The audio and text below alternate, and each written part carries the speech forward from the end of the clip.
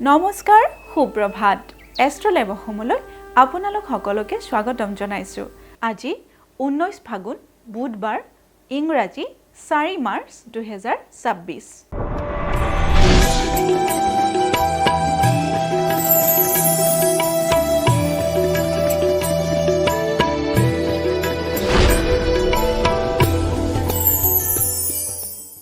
পঞ্চাং অনুসৰি আজিৰ দিনটো ৰাশি ফল মেঘ ৰাশি।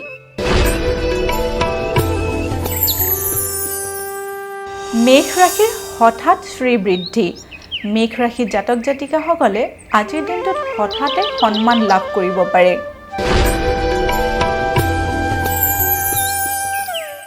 বৃষ ৰাশি। বৃষ ৰাশিৰ চৰ্দি জ্বৰ পীড়া। বৃষ ৰাশিৰ জাতক জাতিকাসকলে আজিৰ দিনটোত চৰ্দি জ্বৰ বা তেনেকুৱা ধৰণৰ ৰোগত ভুগিব পাৰে। গতিকে আজিৰ দিনটো আপোনালোকে সাৱধানেৰে চলিব।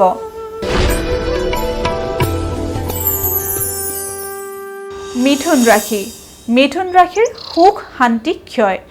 মিথুন ৰাশিৰ জাতক জাতিকাসকলে আজিৰ দিনটোত সুখ শান্তিৰ ক্ষেত্ৰত অসুবিধাৰ সন্মুখীন হ'ব পাৰে।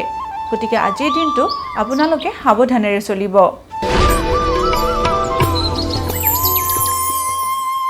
এইবাৰ আমি আহিছোঁ কৰ্কট ৰাশিলৈ। কৰ্কট ৰাশিৰ অন্য ব্যক্তিৰ সহায়। কৰ্কট ৰাশিৰ জাতক জাতিকাসকলে আজিৰ দিনত আন কোনোবা ব্যক্তিৰ পৰা সহায় লাভ কৰিব পাৰে।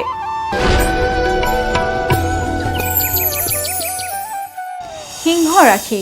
সিংহ ৰাশিৰ ব্যৱসায়ত উন্নতি। সিংহ ৰাশিৰ জাতক জাতিকাসকলৰ ব্যৱসায়ৰ ক্ষেত্ৰত আজিৰ দিনটোত উন্নতি লাভ হোৱাৰ সম্ভাৱনা দেখা গৈছে।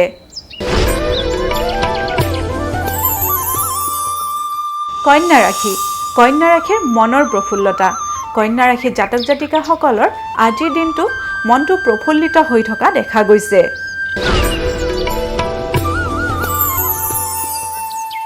এইবাৰ আমি আহিছোঁ তুলা ৰাশিলৈ। তুলা ৰাশিৰ ভাতৃ বিবাদ। তুলা ৰাশিৰ জাতক জাতিকাসকলে আজিৰ দিনটো সাৱধানেৰে পাৰ কৰিব, কাৰণ আজিৰ দিনটোত আপোনালোকৰ ভাতৃৰ লগত বিবাদত লিপ্ত হোৱাৰ সম্ভাৱনা দেখা গৈছে।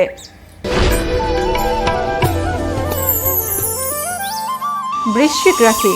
বৃশ্চিক ৰাশিৰ অসৎ লোকৰ সান্নিধ্য।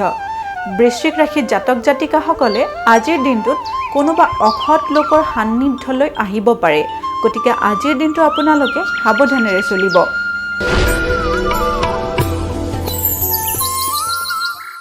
ধনু ৰাশি। ধনু ৰাশিৰ সন্তান পীড়া। ধনু ৰাশিৰ জাতক জাতিকাসকলৰ সন্তানসকলৰ কাৰণে আজিৰ দিনটো শুভ নহয়। আজিৰ দিনটোত আপোনালোকৰ সন্তানসকলৰ নানা ধৰণৰ পীড়াৰ সন্মুখীন হ'ব পাৰে।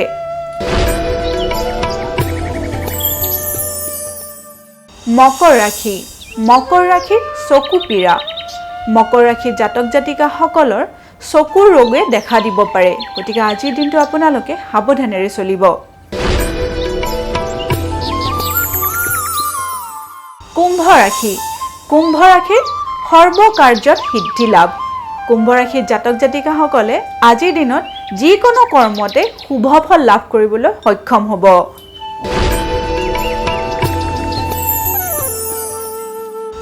এইবাৰ আমি আহিছোঁ অন্তিমটি ৰাশি মীন ৰাশিলৈ। মীন ৰাশিৰ যকৃত আৰু হাড়ৰ কষ্ট। মীন ৰাশিৰ জাতক জাতিকাসকলে আজিৰ দিনটোত কিডনী অথবা হাড়ৰ ৰোগত ভুগিব পাৰে। গতিকে আজিৰ দিনটো আপোনালোকে অলপ সাৱধানেৰে চলিব।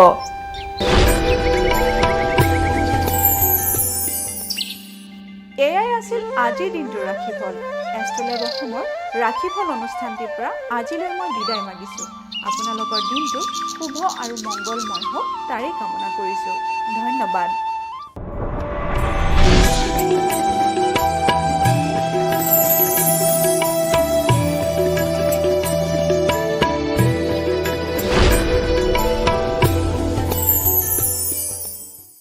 এয়াই আছিল আজিৰ দিনটোৰ ৰাশিফল। এষ্ট্ৰলেব অসমৰ ৰাশিফল অনুষ্ঠানটিৰ পৰা আজিলৈ মই বিদায় মাগিছোঁ।